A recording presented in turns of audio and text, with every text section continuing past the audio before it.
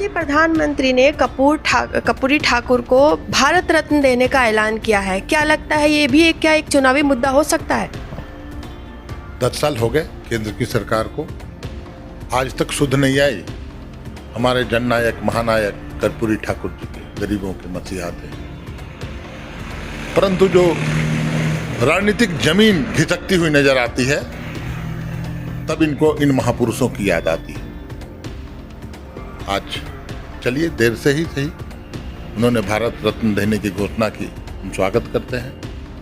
साथ ही ये मांग भी करते हैं कि दिशोम गुरु शिबू सोरेन को भी भारत रत्न से नवाजा जाए।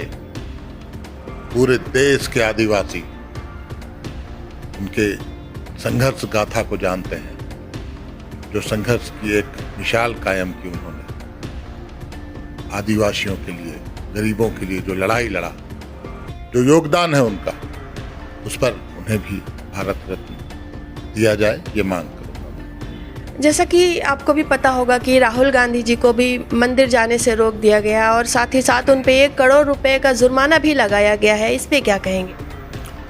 खिसियाई बिल्ली खंभा नोचे। अब राहुल जी की लोकप्रियता बढ़ रही है।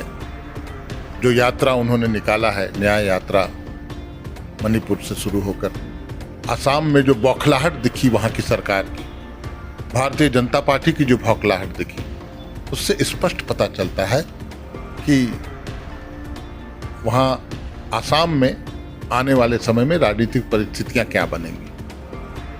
आज उनकी लोकप्रियता से घबराकर ऊल जलूल हरकत कर रहे हैं। उन पर केस कर दिया गया, जहां तक मुझे जानकारी है, जुर्माना लगाया जा रहा है। मंदिर किसी की बपौती नहीं है, ये नकली हिंदू लोग हैं। जो असली हिंदू हैं, जो असली सनातन धर्म के लोग हैं, उन्हें मंदिर जाने से रोका जा रहा है। हेमंत सोरेन को फिर से जो है बुलावट आ सकता है 27 से 30 तारीख के बीच में, तो इसमें क्या कहेंगे? इस बार क्या होने वाला है? देखिए, मुझे लगता है राजनीतिक प्रतिशोध, राजनीतिक विद्वेष के तहत एक लोकप्रिय नेता की छवि को धूमिल करने का जो प्रयास किया जा रहा है, इसके इतने गंभीर परिणाम होंगे, इतने गंभीर राजनीतिक परिणाम होंगे। चुनाव आने दीजिए, इन तमाम लोगों को पता चल जाएगा कि हेमंत सोरेन क्या शख्सियत है और झारखंडियों के दिल में क्या स्थान है उनका।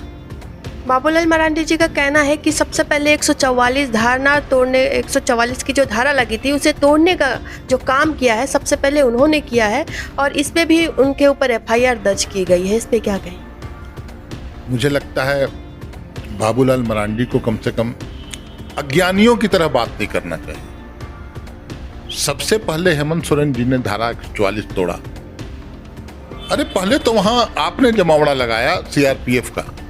आपने कहने का मतलब जो शासन प्रशासन में लोग हैं केंद्र के सरकार में, और माननीय मुख्यमंत्री जो भी मजमा लगा था, जो हमारे भी लोग थे, जिनमें एक जो झारखंडी भावना के तहत उन लोगों ने समर्थन हेतु वहाँ जो जमा हुए थे लोग, वो सभी लोग व्याकुल थे कि हमारे नेता के साथ कहीं कुछ अनहोनी न हो। रात में हमारे नेता माननीय मुख्यमंत्री पूछताछ के बाद अपने परिवार के पास न जाकर सबसे पहले कार्यकर्ताओं के बीच जाने का काम किया और उन्हें समझाने का काम किया कि आप घर जाएं, मैं सकुशल हूं, आपका आशीर्वाद, आपका साथ जब तक है, मुझे कोई बाल बांका भी नहीं कर सकता, और रात काफी हो चुकी है। तो वहां तो जो मजमा लगा था उसे डिस्पर्स करने का काम किया माननीय मुख्यमंत्री। 144 धारा में 5 या 5 से अधिक व्यक्ति नहीं होते। मुख्यमंत्री तो अकेला व्यक्ति थे, वो तो जाकर समझाने का काम किया है उन्होंने। लेकिन CRPF का मजमा किस उद्देश्य से लगा था और किसके आदेश से लगा था, ये बात बाबूलाल जी को बताना चाहिए। लेकिन ये जो बार बार ED का बुलावा आ रहा है, आखिर इसका तोड़ क्या है? कब तक इस तरह का ये माहौल चलता रहेगा? देखिए, या तो तानाशाही की सरकार जो दिल्ली में है वो झुकेगी, इंसाफ के सामने या इंसाफ के लिए हेमंत सोरेन जी या तमाम झारखंडी हम लोग संघर्ष करेंगे, आखिरी दम तक संघर्ष करेंगे और हर क्षेत्र में संघर्ष करेंगे। हम कानूनी लड़ाई भी लड़ेंगे, हम सड़कों पर भी जरूरत पड़ी तो हम तमाम झारखंडी सड़कों पर उतरेंगे, जरूरत पड़ी तो असहयोग आंदोलन केंद्र सरकार के खिलाफ किया जाएगा, जरूरत पड़ी तो आर्थिक नाकेबंदी की जाएगी। तो जो भी लोकतांत्रिक तरीके से आंदोलन होता है वो आंदोलन किया जाएगा, अपने नेता को महफूज और सुरक्षित रखेंगे। बहुत बहुत धन्यवाद।